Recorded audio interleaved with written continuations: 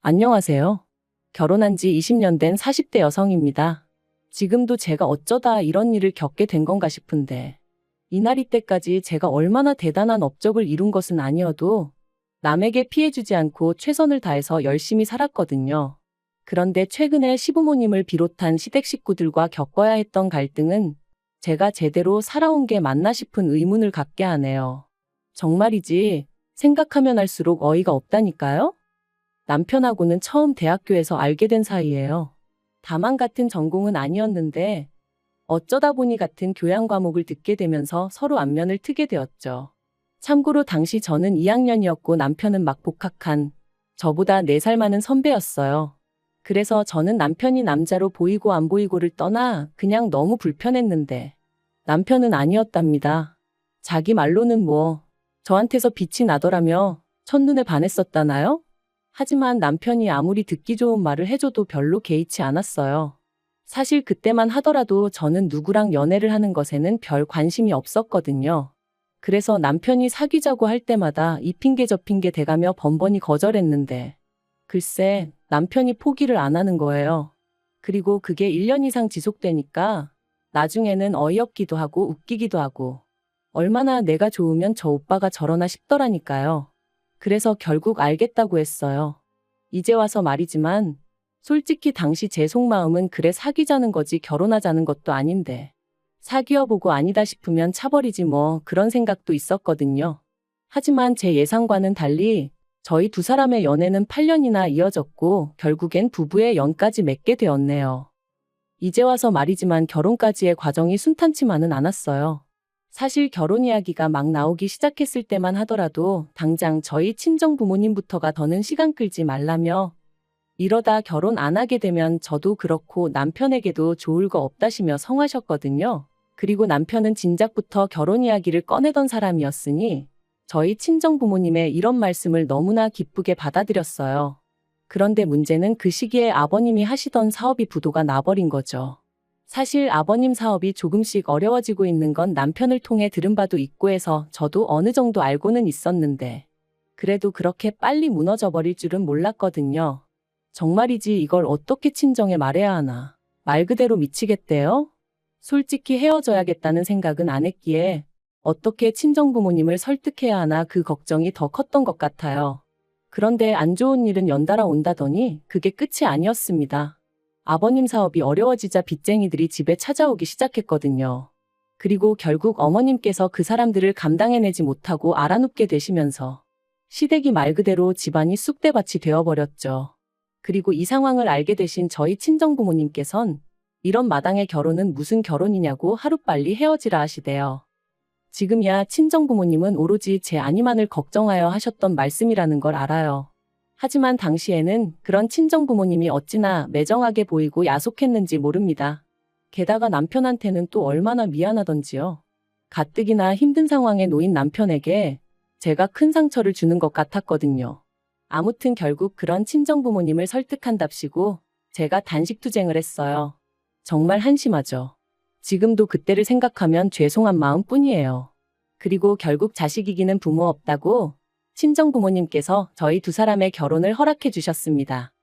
저희가 결혼식을 올리던 즈음에는 시댁의 가세는 기울 대로 기운 상황이었고 그렇다 보니 결혼 비용의 80% 이상을 제가 부담해야 했어요. 저희 친정이라고 돈을 쌓아놓고 사는 것은 아니었지만 그래도 상황이 상황인 만큼 친정부모님이 애를 많이 써주신 거죠. 서울 구석에 있는 아파트긴 했어도 저희들 시작하기엔 부족하지 않을 아파트도 하나 마련해 주셨고요. 그런데 결혼식까지 다 올리고 나서야 시부모님이 하시는 말씀이 가관이었습니다.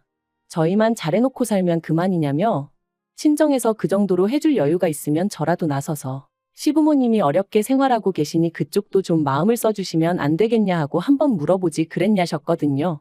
어이가 없었죠. 차라리 이런 이야기를 결혼 전에 들었더라면 결혼 자체를 다시 생각해봤을지도 모를 만큼 충격도 컸어요. 결혼 전에 제가 몇 번 배웠던 시부모님은 이런 분들이 아니셨는데 돈이 뭐길래 사람을 이렇게 바꿔놓나 싶기도 했고 정말이지 별의별 생각이 다 들더라니까요. 그런데 그때 남편이 상식적으로 그게 말이 되냐? 왜 이렇게 뻔뻔하게 나오시냐며 시부모님한테 큰 소리로 따지고 들대요. 사실 저희 남편이 워낙 순한 사람인지라 어려서부터 시부모님한테 제대로 한번 대들어본 적도 없댔는데 그런 모습을 보니 그 와중에 믿고 살아도 되겠다는 생각이 들더라고요. 아무튼 이후로도 이따금씩 시부모님과의 부딪히는 일이 있긴 했지만 그거야 어느 집에서나 있을 수 있는 일이다 생각하고 넘겼어요. 웬만하면 가슴에 쌓아두지 않고 살려고 했고 아니다 싶은 건 확실히 짚고 넘어가기도 했고요. 그리고 그렇게 지내다 보니까 어느 순간부턴 시부모님도 더는 억지 쓰는 일이 없으셨고 저도 어느 정도는 제 입장을 내세울 수 있는 그 정도의 사이가 되대요. 그러다 저희가 결혼한 지 6년 차가 되던 무렵이었습니다. 제가 육아 때문에 쉬다가 복직한 지 얼마 되지 않았을 때기도 했고요. 좀처럼 동네 분들하고 어울리는 일이 없으셨던 어머님이셨는데 하루는 당신도 꽃 구경이 가고 싶으시다며 동네 분들과 나들이를 다녀오시겠다는 거예요. 그래서 저는 잘 생각하셨다고 다녀오시라 했지요. 그런데 며칠 뒤 평소처럼 직장에서 일을 하고 있는데 어머님이 크게 넘어지셨다는 연락을 받았습니다. 놀라서 한달음에 병원으로 쫓아가니 끙끙 앓고 계신 어머님이 누워 계시대요. 어쩌다 넘어지셨냐니까 다른 사람들 걸음이 어찌나 빠르던지 그거 쫓아가다가 넘어지셨다는데 얼마나 속상했는지 몰라요. 그리고 의사가 하는 말이 원래도 관절이 안 좋으셨던 것 같다면서 이참에 수술을 받으시는 게 좋겠다더군요. 어머님도 수술만 받으면 날아다닐 듯 걸어다닐 수 있을 거라 생각하신 건지 받고 싶어 하시는 눈치셨고요. 그래서 제가 신우들에게 상의차 연락을 했는데 신우 둘 다 하는 말이 보험도 없는 양반 무슨 돈으로 수술을 시키냐입니다. 그러면서 노인네가 무슨 나들이는 나들이냐고 그걸 가라고 부추긴 제가 문제라는 식으로 몰아가는데 어이가 없었죠. 자기들은 어머님 모시고 어디 한번 가지도 않았으면서 제가 다 화가 나더라니까요. 그래서 돈 문제면 신경 쓰지 말라고 했어요.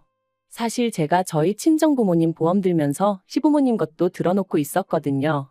보험비야 그거 얼마 되지도 않았고 말한다고 신우들이 줄 것 같지도 않아서 그냥 제가 내고 있었고요. 한편 관절 수술을 받으신 이후로 어머님은 계단을 오르내리기를 무척 꺼려 하셨어요. 사시는 곳이 엘리베이터가 없는 빌라다 보니 외출을 하시려면 계단은 피할 수가 없었는데 말이죠. 병원에서도 재활을 위해서라도 계단으로 다니시는 게 좋다고 했지만 적응되기까지는 어쨌든 시간이 필요하기도 했고 그리고 그런 어머님도 어머님이지만 남편이 그런 어머님이 안쓰러워 안절부절 못하는 걸 보니까 제 마음이 너무 안 좋더라고요. 그래서 제가 결단을 내렸습니다. 그건 바로 시부모님을 아파트로 이사를 시켜드리는 일이었죠. 사실 시집 올 때 결혼 미천을 친정부모님이 대주시기도 했지만 그런 와중에 여자도 비상금으로 얼마는 들고 있어야 한다며 친정어머니가 따로 챙겨주신 돈이 있었어요. 그래서 그걸로 제가 주식을 좀 했는데 거기서 생각보다 수익이 좀 났었거든요. 그래서 그 돈에 남편과 제가 같이 모은 적금 그리고 시부모님이 당시 살고 계신 빌라의 보증금 전부 다 싹싹 끌어모으고 그래도 부족한 건 대출받으면 어떻게든 되지 않을까 싶더라고요. 그래서 남편에게 이야기를 꺼내니 남편이 어쩔 줄 몰라 하대요. 고맙다 하면서도 미안하다 그러고 미안하다 하면서도 몇 번이나 고맙다 하고 제 성격이 원래 마음먹은 건 빨리빨리 해치우는 편이다 보니 마음먹은 그날부터 열심히 발품 눈품을 팔았습니다. 그래서 덕분에 세대수가 많지 않고 급매로 나온 아파트 하나를 찾긴 했는데 계약 직전에 대출을 조금이라도 줄여볼까 싶은 생각에 신우들에게 연락을 했어요. 아무리 그래도 자기들 부모님 모실 아파트를 마련하자고 하는 건데 얼마라도 보태겠지 싶은 기대도 솔직히 있었고요. 그런데 신우들 하는 말이 남편과 저희 둘이 낸 아이디어 아니냐며 그러니까 저희 둘이 알아서 하라대요. 자기들이 보기엔 시부모님 두 분이 빌라에서도 아무 문제 없이 잘만 지내시는데 저희가 괜히 일을 벌린다는 식으로 말하면서 말이죠. 내심 야박하다 싶었지만 왠지 치사스러운 마음에 저도 두 번은 안 물었습니다. 그러냐고 알겠다 하고 말았네요. 그리고는 어차피 이렇게 된 거 이러나 저러나 제가 집어넣은 돈이 제일 많으니 제 명의로 사서 살게 해드리자 그렇게 된 거였어요. 남편하고 공동 명의로 할까 싶기도 했는데 남편이 그냥 제 명의로 사라고 하더라고요. 그리고 그렇게 시부모님을 아파트로 모셨는데 두 분 다 그때까지도 명의에 대해서는 이런 방구도 없으시더니 갑자기 트집을 잡기 시작하셨어요. 집 사는데 당신들 전세 보증금도 들어갔으면 공동 명의를 했어야 하는 거 아니냐면서 제가 마치 두 분 전세 보증금을 가로챘다는 식으로 말씀을 하시더라고요. 너무 황당하고 어이가 없어서 그러면 처음부터 제가 이사하자고 했을 때 싫다 하시지 그러셨냐니까 그건 또 못 들은 척 하시고 결국 제가 그런 시부모님께 그럼 그 보증금 빼드릴 테니 다시 사시던 곳으로 돌아가시겠냐 물었습니다. 아니면 대출이고 뭐고 두 분이서 다 갚으시겠냐고 그러면 저는 제 돈 다 빼서 나가겠다고요. 그랬더니 그제서야 더는 입 딱 다무시고 명의 가지고 왈가왈부를 안 하시더라니까요. 물론 이후로도 다른 시시콜콜한 일들로 제 속을 긁으시기 일쑤였지만요. 한편 남편과의 결혼 생활은 어느새 안정기에 접어들어 여러 가지로 만족스러운 나날이었어요. 남편이나 저나 서로 싫다 하는 건 안 하는 성격이다 보니 서로 마음고생시키는 일도 없었고 종종 주변에서 신혼이냐 물을 만큼 사이가 좋았답니다. 그런데 그런 남편이 올해 초 퇴근길에 신호등 건너다가 버스에 치여서 제대로 인사도 못하고 떠났어요. 앞으로 한 10년만 더 일하고 은퇴하자. 은퇴해서 우리 둘이 여기저기 여행 다니며 재밌게 살자. 그 무렵 남편이 입버릇처럼 하던 말이었는데 그렇게 허무하게 떠나더라고요. 인생 참 별거 없다 싶대요. 그러다 지난달이었습니다. 웬일로 시부모님도 그렇고 신우들까지 저더러 만나자고 하더라고요. 여러 가지로 정리를 좀 해야 하지 않겠냐면서 말이죠. 그리고 그때 직감적으로 돈 이야기를 하려는 건가 싶더라고요. 남편 생전에 시부모님 생활비 대부분을 저희가 담당했었거든요. 참고로 시부모님한테 저희가 100만 원, 신우 둘이 각자 25만 원씩 보내드리다가 남편 떠나고 나서는 제가 보내드리던 돈을 줄였습니다. 맞벌이에서 당장 외벌이가 된 것도 있었고 어쨌든 산 사람은 살아야 된다고 저도 저지만 미술 전공이던 딸의 수업료를 생각하면 어쩔 수 없는 선택이었죠. 그래서 50만 원만 보내드린다 말씀드렸고 아버님 어머님 두 분 다 수화기 너머로 목소리가 좋진 않으셨지만 알아서 하라고 하시대요. 그리고 솔직히 그 당시 저에게는 두 분 기분을 헤아려 드릴 만한 여력이 없기도 했고요. 아무튼 그렇게 약속 당일 시댁에 다 같이 모였는데 큰 신우가 먼저 저에게 할 이야기가 있다고 하더니 생각지도 못한 아파트 명의 이야기를 꺼냈습니다. 그리고 이어지는 말이 얼마나 어이가 없었는지 몰라요. 한다는 소리가 아들 잃은 부모 마음이 오죽하겠냐 하더니 아버님 어머님 두 분 다 너무나 외롭고 헛헛해 하신다면서 이참에 두 분 살고 계신 제 아파트 명의를 두 분 명의로 바꿔드리면 안 되겠냐는 거예요. 그러면 하다못해 아들이 당신들한테 집이라도 해주고 떠났다 뭐 이런 위로를 받으실 수 있지 않겠냐면서 말이죠. 그리고 저는 그런 말도 안 되는 소리를 듣고만 있을 수는 없더라고요. 그래서 제가 비록 대출을 남편하고 같이 갚긴 했지만 그래도 제 명의인 아파트인데 명의를 바꿔드린다고 아버님 어머님이 위로를 받으신다니 뭔가 좀 말이 안 되는 것 같다고 싫다고 했네요. 그랬더니 그렇게 안 해주면 제가 언제든 두 분을 내쫓을 수도 있는 거 아니냐며 시부모님이 불안해서 어떻게 사시겠냐고 뭔가 믿고 의지할 만한 그런 게 있어야 할 거 아니냐대요. 그리고는 한다는 말이 걱정 말라며 시부모님 돌아가시고 나면 그 아파트는 다시 저에게 오게 해주겠다는데 솔직히 그 말을 어떻게 믿나요? 막말로 제 손 떠나고 나면 끝이잖아요. 그래서 그래도 싫다. 왜 일을 복잡하게 만들어야 하냐 하고는 거절했습니다. 그랬더니 신우 둘 다 우리 가족을 못 믿는 거냐며 길길이 날뛰는데 못 믿는 건 오히려 시부모님이나 신우들 아니냐 했네요. 제가 재혼이라도 할까봐 걱정되니까 제 아파트라도 어떻게든 가져가려고 그러는 거 아니냐고요. 그러자 신우가 시부모님 재산도 제가 다 가져갔지만 그래도 자기들은 아무 말도 안 했었다면서. 그런데 저는 그 말을 들으니까 우라가 치밀더라고요.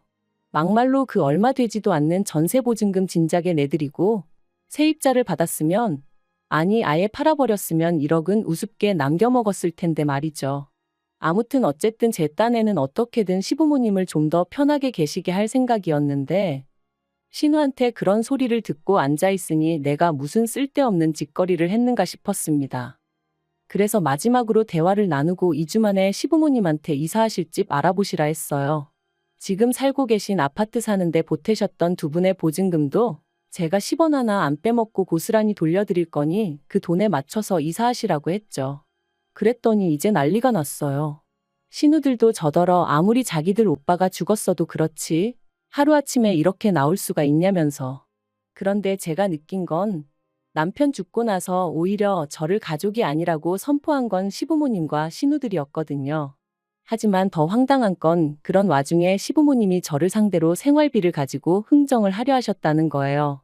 이사를 갈 때 가더라도 생활비는 예전처럼 100만 원씩 보내라고, 그러지 않으면 하늘에 있는 당신들 아들이, 그러니까 저희 남편이 저를 용서치 않을 거라나요?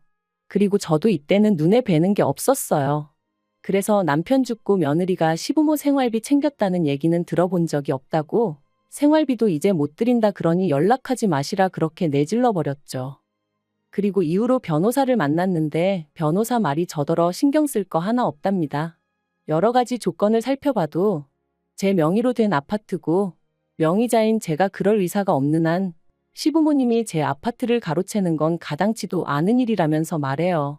그리고 저희 딸도 이젠 제가 자기 할머니나 고모들한테 어지간히 시달리는 걸 눈치챘던 건지 자긴 상관없으니 엄마 하고 싶은 대로 해 그러더라고요. 그래서 결국 친정에 들어가서 사는 쪽으로 얘기가 되어가고 있어요. 남편하고 살던 아파트는 당분간 비워두고 어머님 아버님 사시는 아파트는 생각만 하면 한숨부터 나오는 게 지금 이사 안 가신다고 버티고 계시거든요. 일단 겨울은 계시게 해야 되나 싶기도 하고. 아무튼 내년 봄쯤에는 앞으로 전망이 어떻건 간에 그냥 팔아버리려고요.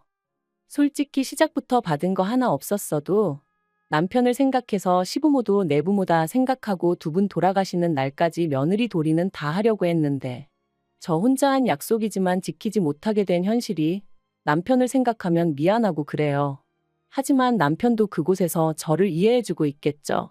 아무튼 당분간은 제 마음 추스리고 애만 보면서 살렵니다. 시댁 쪽은 생각도 하지 않으려고요.